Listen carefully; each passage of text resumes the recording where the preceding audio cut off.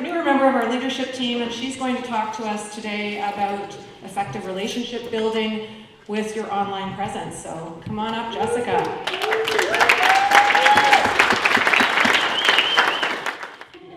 Well, thank you so much for the introduction, Barb. It is really a great pleasure to be here with everyone today in a room full of success, full of discipline, full of commitment, and full of collaboration. So before I jump into anything and start sharing some nuggets for you all, thank you so much. I'm gonna need this. I'm curious to know how many of you see the value in being online and having an online presence. I want to see everyone's hands. Oh, okay. Thank you for everyone that already spoke about it before. And for those of you that haven't raised your hands, I'm here to perhaps inspire you and change your mind about that. So, considering a lot of us know and understand that it is important to have an online presence, what we may not know is actually how to start and where to begin. Alrighty, so the question that probably comes up for a lot of us is, am I going to look cringy creating this video content? And I see some of you nodding because it's very likely that you've been scrolling through your social media pages and you've seen some of your colleagues, maybe even some of your competitors posting videos, and as you've been scrolling, you've kind of created this face where you're like, oh, what is this person doing? Can we agree? Yes. So what's been happening is in the last 2 years, you've likely been scrolling through your pages and seeing your colleagues post, and you've just been sitting on the sidelines and watching and not executing and not doing anything with that. So what happens is when we're not executing, the lack of execution, we're supposed to start this on, the lack of execution means the missed opportunity. And it's missed opportunity to connect with people, either people that are connected with you online that you know or that you don't know. It's missed opportunity to speak to these people. It's missed opportunity to build trust with these people. And it's missed opportunity to essentially grow your business. Now, hats off to some of you, you have started to create content, and I've seen a lot of it online. And my question to you all that have already created content is, was there intention and strategy behind the content you were creating? Because what happens is, you start to create content, you start filling your page with video content because you know you need to be online, and then what happens is it becomes quality over quantity. People come to your page, they don't know what you're trying to tell them, what the message is, so all they see is they're being bombarded with so many videos. And so what your page starts to actually yell is, hey, look at me, instead of, hey, I'm providing value to you.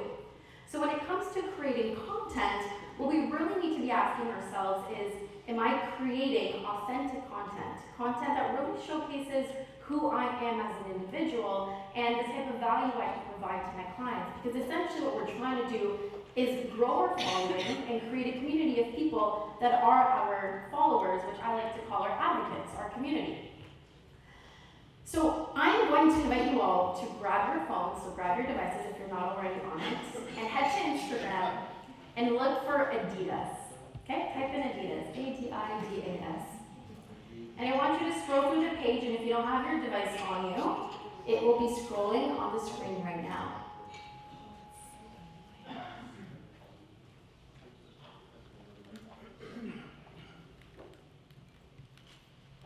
And I'd like for you to raise your hand and let me know what words come to mind when you scroll through this page. Messy. Cash? Active. Active, okay? Josh? Passion. Passion? Work. Strong. Success. Strong, success. Okay, what kind of people are we seeing here? Let me help you guys out here.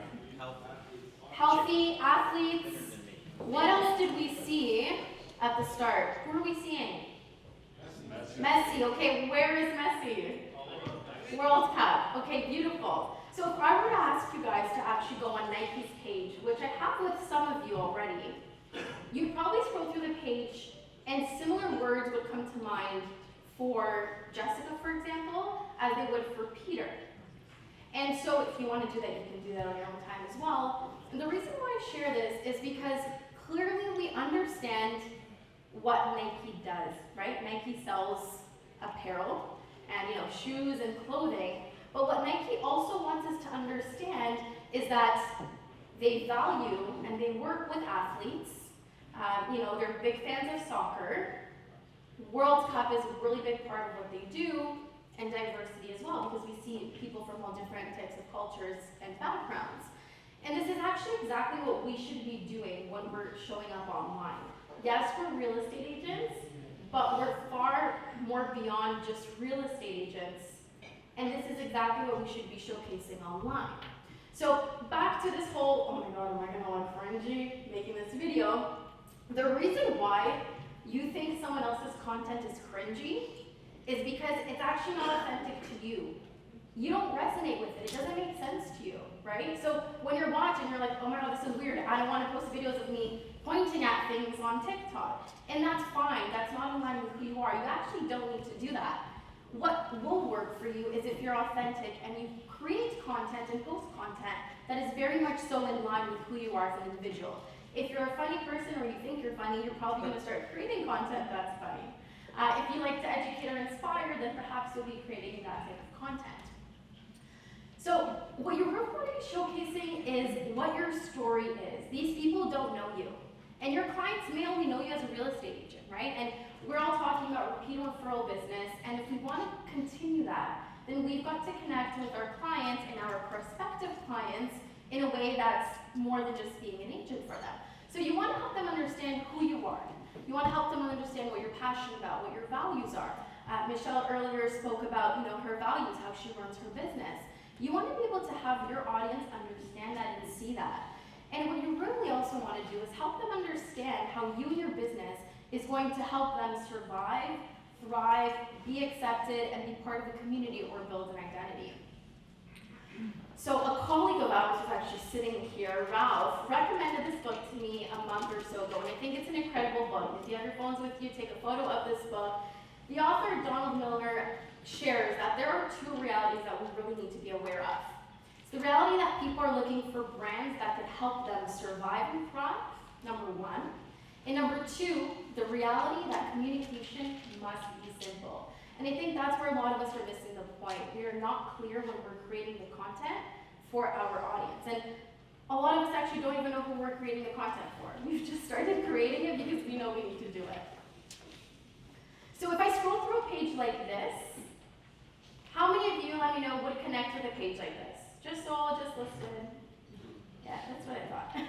But if we were to scroll through pages like this,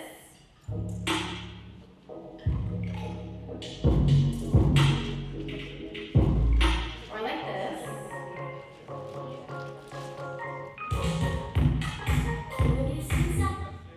or like this,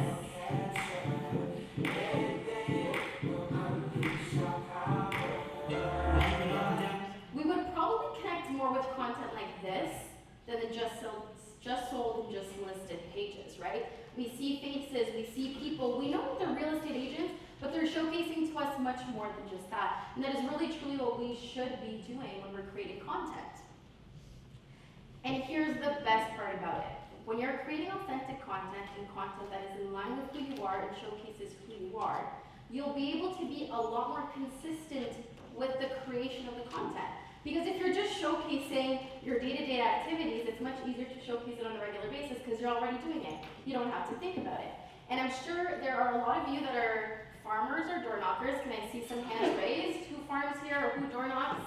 Bless you, whoever sneezed.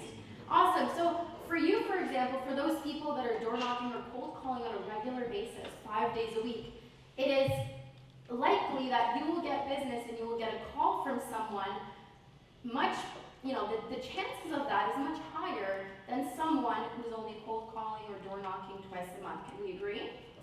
Exactly. So if you're authentic in creating the content and you're consistent with it, it no longer becomes a pain point for us. It becomes easy and enjoyable.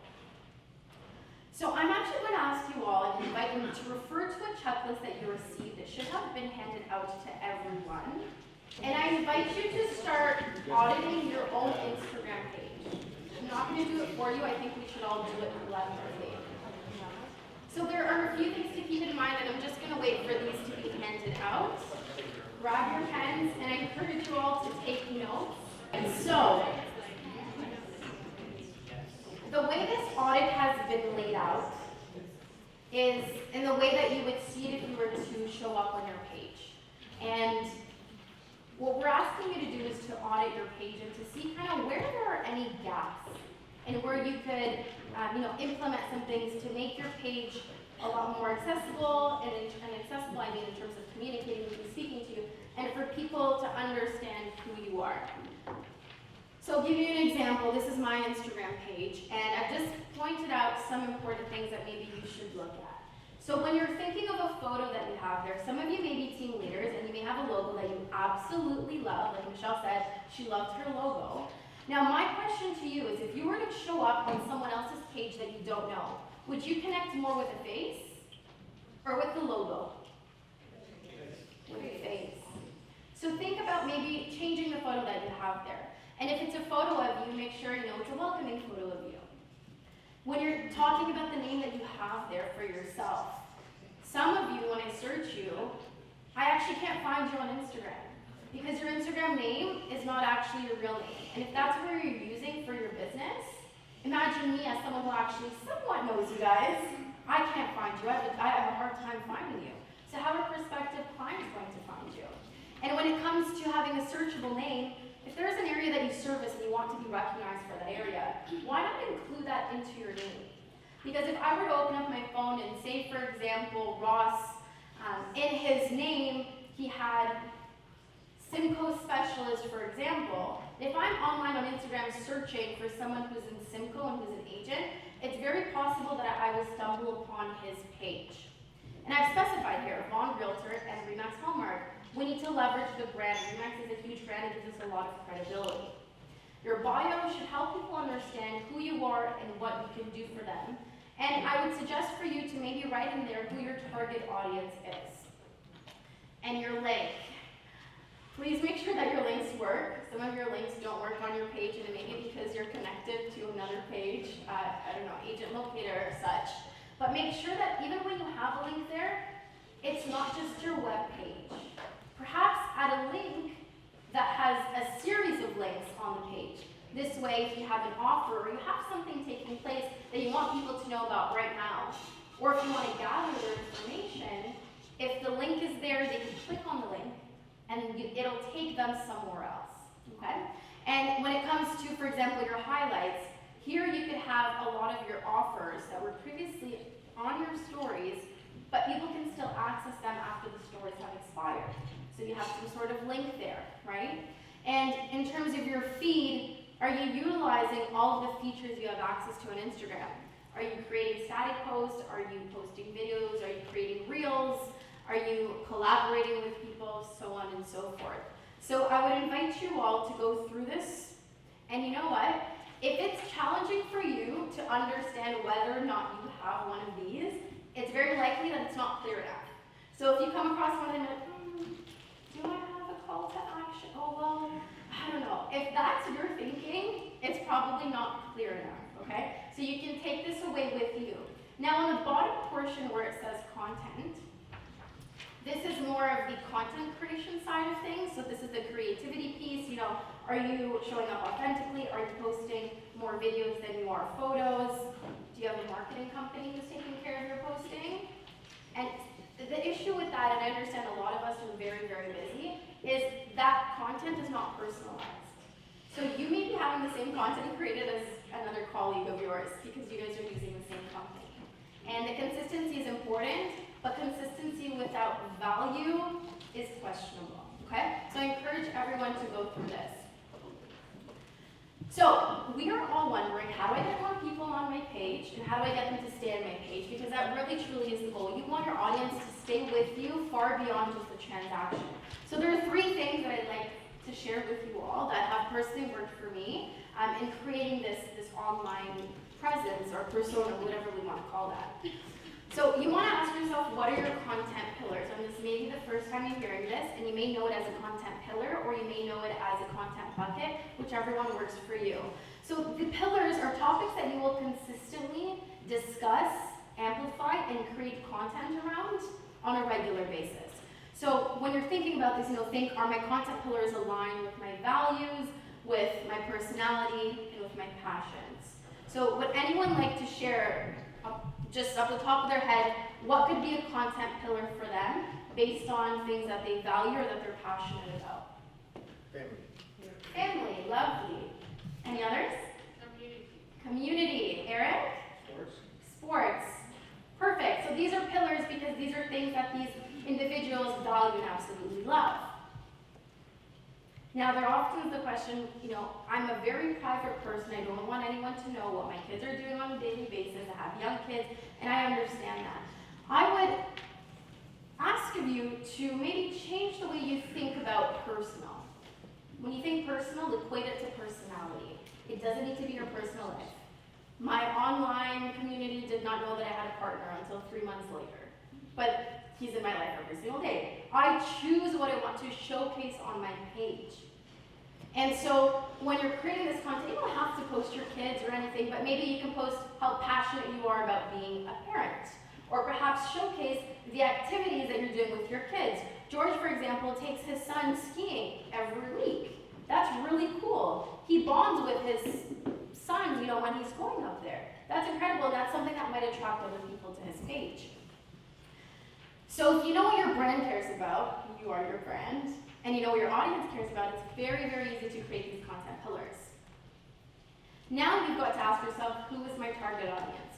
Okay, Jess, so I understand you want me to be authentic, you want me to post consistently, you want me to figure out these pillars.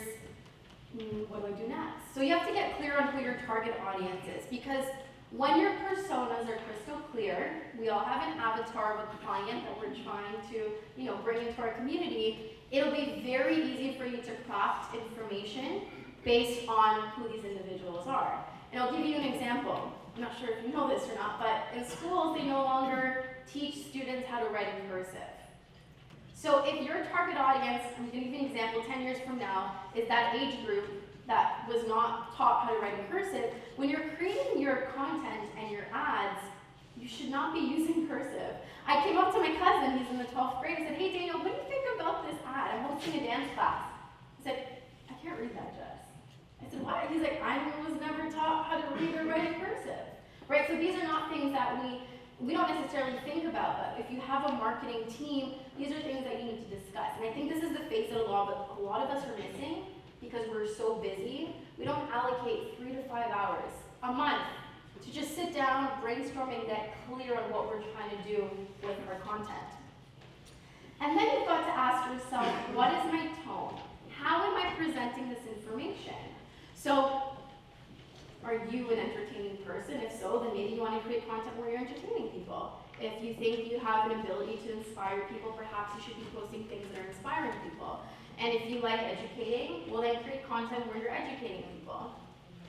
So here are some examples. You can do engaging content, educational, you can create community with your content. And one thing I would also suggest is when you're posting a photo of a client, for example, that just closed on a home, and I'm sure we've all done this. Raise your hand if you have, bless you. Congratulations to my buyer clients, such a great process, so happy for them. I've done that before.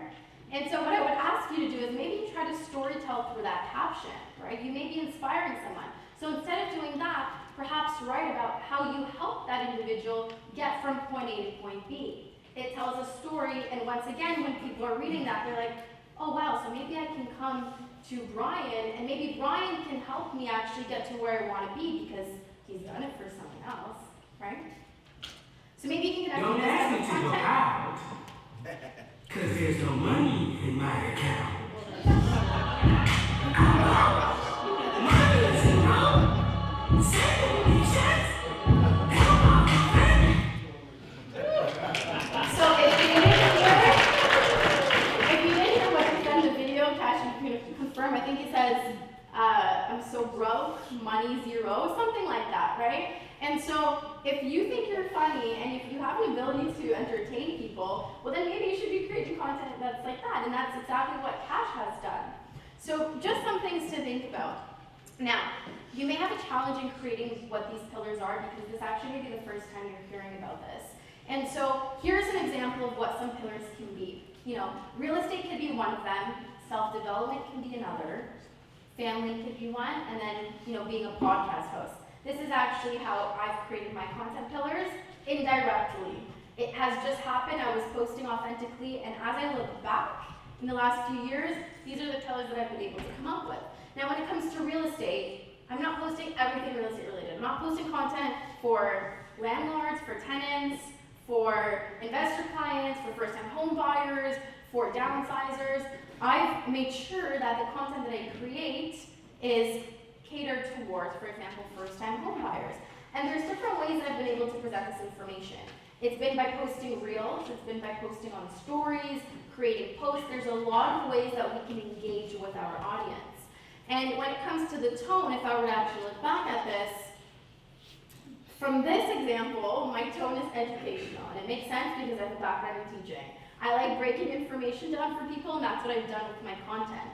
And you can see that we've used different features available to us on Instagram. For those of you that don't know those emojis, the first one are reels, the second is the feature on posts to be able to swipe through, it's a carousel, and then we've got the stories and the regular posts. So you're probably wondering, okay, so how can I easily create content? How do I know what to create? There's a few things that you can do. So you can follow industry trends, try to find out what people are talking about in your industry, probably things that are pain points for your clients, and showcase and talk about that information. You can look at your analytics. I think this is a feature that's not used well enough. And if you have an open account, a public account, you'll have access to these features. Take a look to see what content is being shared to other people, what content is being saved. For those of you that have never seen something like this before, if you look to the right of that image that we have there, where there's a number 6, that's a save, and to the left of that is a send. So someone sent that to someone else. And you can also listen to your audience, and I don't think we do this enough. Ask them questions, they will give you the answers. These are warm leads. If you curate a question that is helpful for you, people will respond if they want to. And if I can give you a piece of advice, use the polls section on stories, and if you don't know what that is, I'm happy to explain what that is at a workshop. But ask them questions and get them to answer, because people just want to click on things. And that is your first opening to have a conversation with someone. So we're missing the features that we have available to us. And then what I would advise you to do is track this information. You'd be surprised to see how many conversations you've had with people who have actually shared a lot of information. You just have done nothing with that information because you've seen Instagram as just a social tool. Oh, I'm just talking to someone. So engagement looks like this. You can use videos to build familiarity and trust. You can then intrigue and entertain people using your reels, or educate if you want to. You can start conversations in stories using the tools, the stickers that we have available to us, and then we can convert these people in DMs. So growing organically looks like this. You create quality content, which is authentic to you. You're consistent in creating that, and then you're also consistent in engaging with your audience. So some next steps for you all is I'd advise you all to review that audit that you have there, take some notes, and then get clear on your target audience.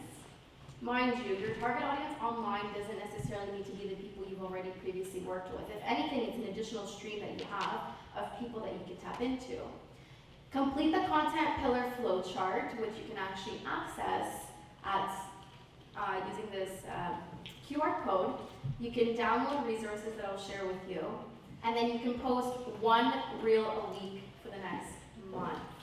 I promise you it's not challenging if you've been clear on what that is.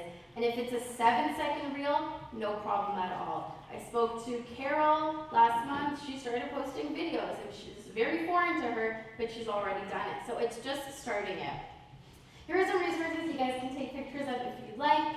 If you don't know how to write scripts, aside from the ones we've already spoken about, here's another one. It's called Writer. If you need something to record a script and you haven't hired someone yet, you can use the teleprompter app, and the teleprompter app will allow you to actually put the script that you have and that you picked up from Writer, and to just record yourself saying that, whatever it is.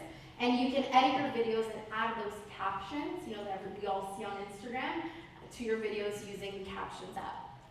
And then if you want to add a link to your page and it's not Linktree, I personally use Linktree, here's another option that you have. You could use the Milkshake app. So if you'd like a digital copy of the flowchart that I previously showed to you all, you can actually scan this QR code. It's a template that you can all use. You can use it digitally if you like, or you can print it. And I promise you that once you get clear on what this is, it'll be much, much easier to start creating the content. And it will no longer be, oh, what do I have to come up with on the spot? If you know what your pillar is and you know that you want to talk about skiing because it's a passion of yours, well then maybe the one time that you're not passionate about creating content, it'll be easier to do because maybe you're already doing something related to the activity during the weekend. Thank you so much, and I believe we're